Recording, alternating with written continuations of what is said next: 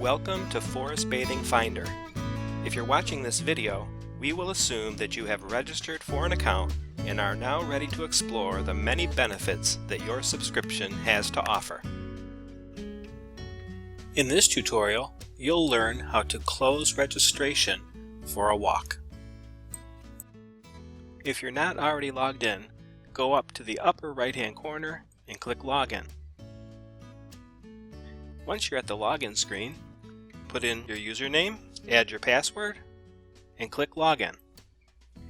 Now that I'm logged in, let's learn how to close registration for one of my walks.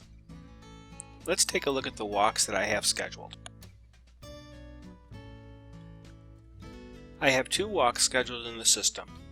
One is October 5th and the other is September 28th.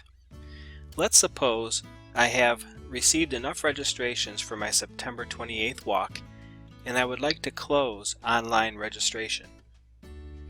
I simply go to Edit this walk. I scroll down to where it says how many spots are available, and I change that number to 0 and update the walk. Now, if somebody sees this walk on the website, it'll tell them that the walk is full and will not accept any more registrations.